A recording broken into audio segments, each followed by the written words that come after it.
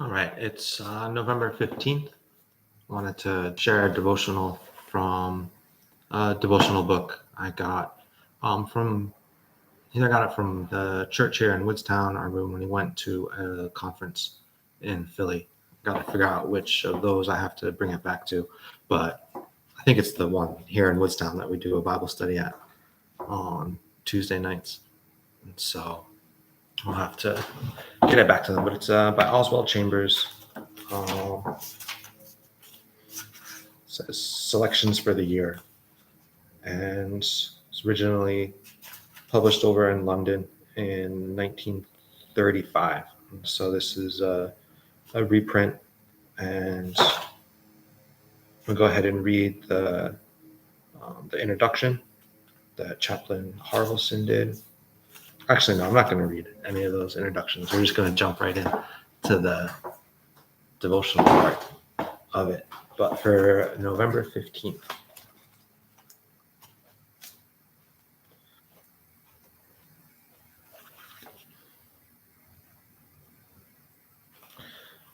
says, "What is it to thee?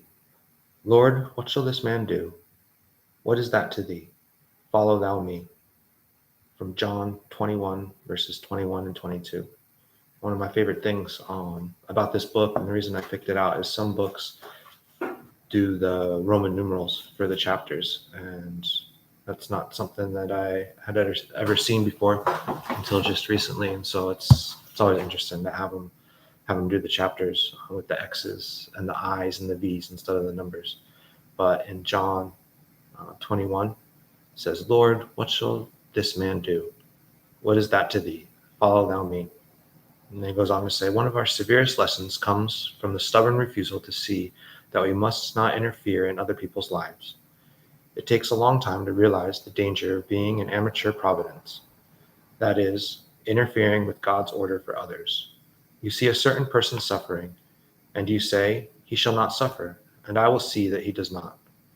You put your hand straight in front of God's permissive will to prevent it. And God says, 'What is that to thee?'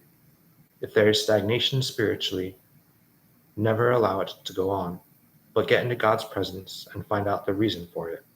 Possibly you will find it is because you have been interfering in the life of another, proposing things you had no right to propose, advising when you had no right to advise. When you do have to go give advice to another, God will advise you with the direct understanding of His Spirit. Your part is to be so rightly related to God that His discernment comes through you all the time for the blessing of another soul. Most of us live on the borders of consciousness, consciously serving, consciously devoted to God. All this is immature. It is not the real life yet. The mature stage is the life of a child, which is never conscious. We become so abandoned to God that the consciousness of being used never enters in. But we become so abandoned to God that the consciousness of being used never enters in. When we are continuously being used as broken bread and poured out wine, there is another stage to be reached, where all consciousness of ourselves and of what God is doing through us is eliminated. A saint is never consciously a saint. A saint is consciously dependent on God. And so after reading this and considering it for a moment, I did not, as I've read it any beforehand, this is the first time that I'm looking at it, but the idea that I'm getting from it is that we can't go full bore into situations that maybe God is handling on His own.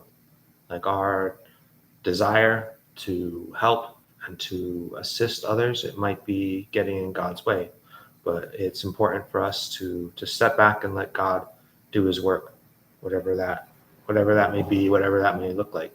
I think about my personal experiences, and I'm grateful for the people that followed this advice, that they weren't so quick to jump in and to resolve an immediate problem that I may have had, but they followed the discernment of the Spirit and they let God handle things in His own time.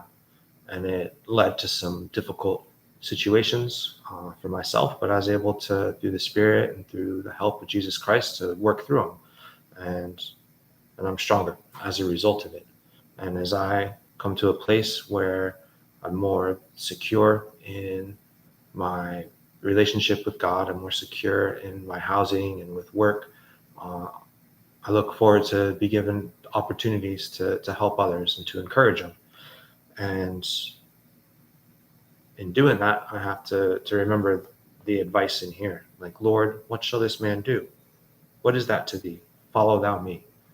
I have to first and foremost be devoted to my discipleship in with God and in following the path of Jesus Christ, and let Him help other people as He will. And that is it's important for me to remember, for me to be in a position to give encouraging counsel when I'm given the opportunity, and to lend a helping hand, but to remember that God's in charge and that He's not going to immediately resolve every bad or difficult situation, but sometimes things happen for a season, and people are made to go through difficulties, and it's important for all of us to hold on to the faith that there's a higher plan and process, and that things ultimately will work out to our good. And so I hope that this is encouragement to others. It's certainly been an encouragement and a lesson to me. And I look forward, please drop a like, drop a comment if you're seeing this, and I look forward to sharing more. Thank you.